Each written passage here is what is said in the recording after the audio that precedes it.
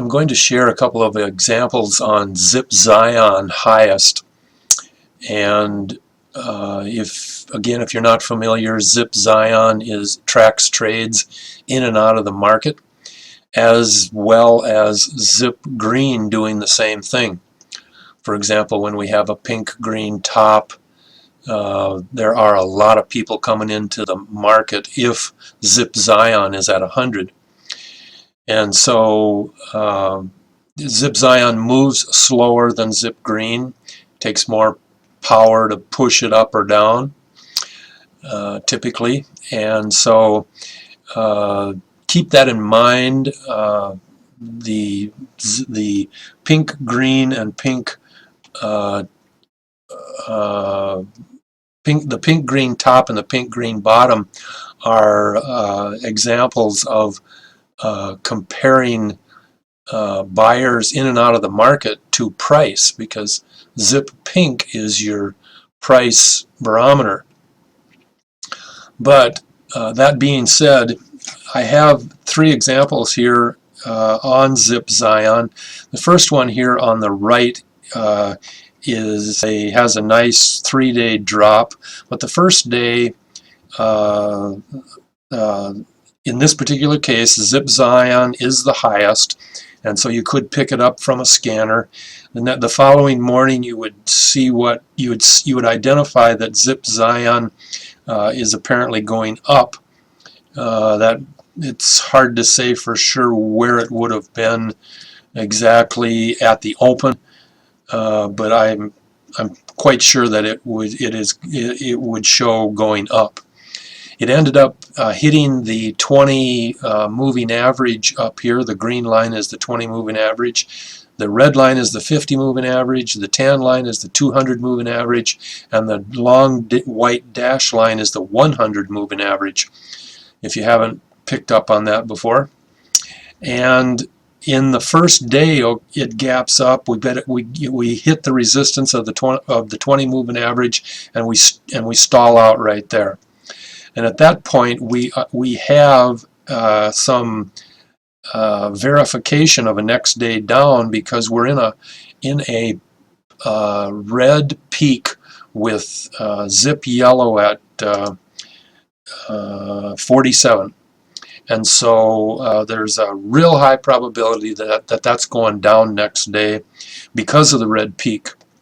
And so we can take advantage of that, and in fact we have 2 days of nice gaps ahead of us in looking at this example. Cyan is highest. When it is highest, all the rest of the stuff is moving down faster. People are leaving the market, but not fast enough. Or at least most of them probably think that as they're going through this. But the red peak is real significant in this particular case because of the way it identifies that, yes, in fact, we are going down. In this example over here with the green vertical line, it's taken a significant gap down, as you can see that day, but the Cyan would end up, you'd pick that up on a scanner because it is the highest zip line on the chart right now, and you could theoretically buy it at the end of this day, or buy it first thing sometime tomorrow in a short position, because it will go down. There is a high probability that it will go down. And the third one here is on the red zip red line. I just happened to notice that the Zip Green is actually just a hair higher than the Zip Cyan, and if I excuse me, if I haven't mentioned it, or you haven't heard me talk about it before, when you have Zip Green tracks trades in and out of the market. Cyan tracks trades in and out of the market. Tracks buyers, okay? The Zip Green is in a high position. If I was setting this in a scanner, you would not include zip green, because zip green and zip Cyan are both tracking buyers, and the theory behind zip Cyan being highest is basically a condition in which we can exclude zip green because it's doing the same thing that zip Cyan is doing. It's just that zip green does it faster than zip Cyan does it. So in a scanner, if you would do it properly, because this is the way I would do it, you would not have zip green as being in a control indicator. You'd just not say anything about zip green because it doesn't really count. If zip Cyan and zip green are both at 100, the rule for equal indicators is take the favorable position, because in theory it is highest. It is equal with another, but it is highest. So, or if you need it to be lowest, if the indicator is equal, the equal indicator theory states that we would treat it in the favorable situation or favorable outcome.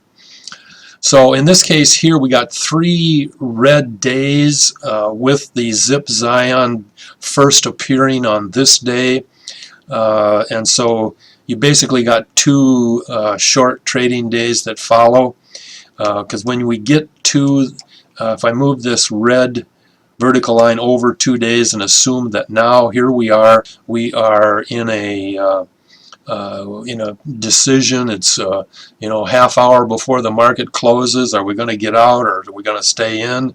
Well, looking at what we've got, the first thing that I see is we've got a red-green spike, a 2-day red-green spike, which is a reversal pattern going up.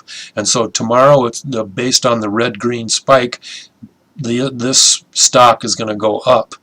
And that is also indicative of, if you go down here to the zip Cyan, we've got a bottle nose in the zip Cyan, and that again tells us that it's going to be, price is going to go up next day.